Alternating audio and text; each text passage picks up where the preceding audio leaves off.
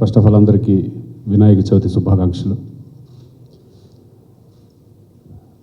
నిజంగా నా ఫస్ట్ సినిమాలో టెన్షన్ ఉందో లేదో నాకు అప్పుడు తెలియదు, కానీ డేట్ దగ్గర పడుతుంది, టెన్షన్ స్టార్ట్ అయింది. ఇట్స్ కామన్ అనుకుంటున్నాను నేను. So first of all thanks చెప్పుకొని అసలు విషయంలోకి వస్తాను. ఫస్ట్ ఆఫ్ ఆల్ నాగార్జున గారికి, అలాగే ప్రసాద్ గారికి, జీకే గారికి, ఈ ముగ్గురికి నేను థ్యాంక్స్ చెప్పుకోవాలి. అసలు నేను అనుకున్నాను అప్పుడే రోషన్ని వద్దు, ఎడ్యుకేషన్ అయిన తర్వాత ఇంట్రడ్యూస్ చేద్దామని అనుకునేవాడిని. ఇంట్లో కూడా అదే అందరూ అభిప్రాయం. సో అనుకోకుండా రుద్రమాదేవిలో ఒక చిన్న క్యారెక్టర్, అంటే ఆ టైప్ ఆఫ్ సబ్జెక్ట్ చేస్తే బాగుంటుందని ఒక చిన్న స్మాల్ రోల్, అతనికి ఒక ఎక్స్పీరియన్స్గా గుర్తుండిపోతుంది అనుకుని చేయడం జరిగింది. దాంతో స్టాప్ చేసి ఇక తర్వాత ఇంట్రడ్యూస్ చేద్దామని అనుకున్నాం అతని ఇంట్రెస్ట్ని బట్టి.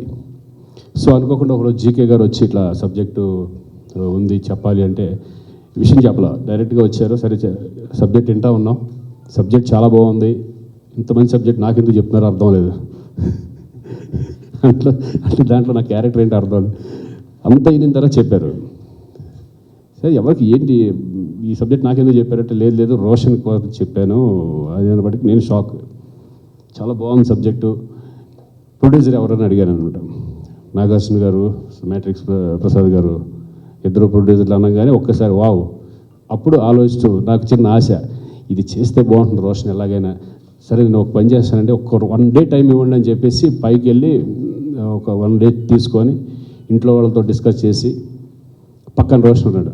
అలా నేను చేస్తాను నాగార్జున గారు ప్రొడ్యూసర్ వీళ్ళంతా బాగుంటుంది, నాకు ఫస్ట్ టైం చేస్తాను అంటే అంత ఇంట్రెస్ట్ చూపిస్తాడు అనుకోలేదు నేను, ఎందుకంటే ఫోర్స్గా ఏది చేయలేం.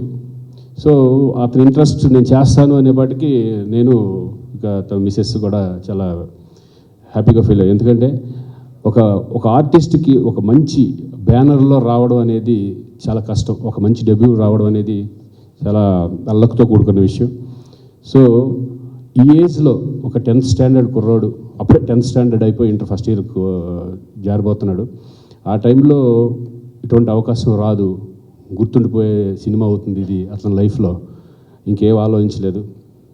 జీకే గారిని పిలిచి డెఫినెట్గా చేద్దాం జీకే, బట్ అన్నీ మీరే దగ్గర నుండి చూసుకోవాలి, ఎందుకంటే నేను షూటింగ్స్లో బిజీ ఉంటాను, నేను ఆ షూటింగ్స్ సెట్స్కి రాలేను నేను అనగానే, భయ్యా ఇది నేను చూసుకుంటాను మొత్తం అంతా. ఎందుకంటే నాకు ఒక కాన్ఫిడెన్స్, నాగార్జున గారు ప్రొడక్షన్ అనేవాటికి ఆయన ఆర్టిస్టులతో ఎలా ఉండేవాడు, నేను విలన్ దగ్గర నుంచి చూస్తున్నాను ఆయన్ని. నా ఫస్ట్ ఆయనతో కాంబినేషన్ ప్రెసిడెంట్ గారు వెళ్ళడం, తర్వాత వారసుడు, నిన్నే ప్రేమిస్తా, అలాగే మొన్న సాయిబాబా వరకు ఆయనతో రిలేషన్షిప్ చాలా గొప్పగా ఉండేది. ఆయన హీరోగా ఉన్నప్పుడు మమ్మల్ని ఎంత ఇదిగా చూసుకునేవాళ్ళు అనేది మాకు తెలుసు. కాబట్టి ఈరోజు రోషన్ కూడా ఇంట్రడక్షన్ నాగార్జున గారి బ్యానర్లో, నాగార్జున గారి అండర్లో అవుతున్నందుకు నాకు చాలా సంతోషం వేసి ఇంకా ఏమీ పట్టించుకోలేదు. చాలా కాన్ఫిడెన్స్తో ఎప్పటికప్పుడు జీకే గారితో నేను మాట్లాడుతూ ఎలా చేస్తున్నాడు ఏంటి టెన్షన్. అసలు టెన్షన్ ఏంటంటే నాగార్జున గారికి కాంబినేషన్ ఉన్నప్పుడు స్టార్ట్ అయింది. అప్పటి వరకు వెళ్ళాడు, చేస్తున్నాడు, అంత అయిపోయింది. నాకు కొంచెం చిన్న టెన్షన్గా ఉంది, నర్వస్గా ఉంది అన్నాడు.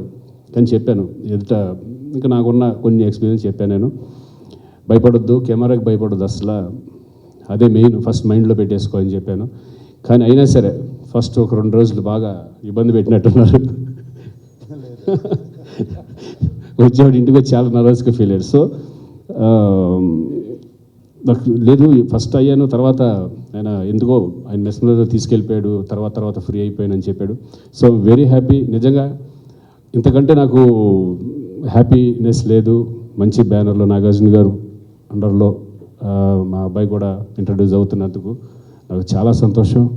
నిర్మలా కాన్వెంట్ అతని లైఫ్లో గుర్తుండిపోయే సినిమా అవుతుంది, మంచి ఇంట్రడక్షన్ జరిగిందని నాకు అనుకుంటూ నా థ్యాంక్స్ నాగార్జున గారు, ప్రసాద్ గారు, జీకే గారు అండ్ హోల్ యూనిట్, అలాగే డైరెక్టర్ గారు, కెమెరామెన్, ఈ దీంట్లో డిఓపి ఎక్స్ట్రాడినరీ చూశాను నేను సినిమా కూడా చూడడం జరిగింది. ఎక్స్ట్రాడినరీ విజువల్స్, అంటే ఎక్కడ కాంప్రమైజ్ అవ్వాలి. ఒకటే చిన్న టెన్షన్ ఉండేది ఏంటంటే స్కూల్ పోతుందేమో అనే టెన్షన్ ఉండేది.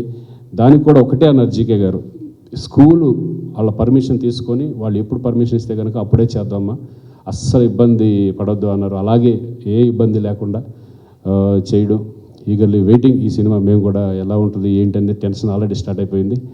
So thank you all, thank you very much. మన లైఫ్లో చాలా మందిని కలుస్తుంటాం, ఎప్పుడో ఎక్కడో ఎవరో ఒకరు కనెక్ట్ అవుతారు, కానీ నా దరిద్రానికి 2 కనెక్ట్ అయ్యారు.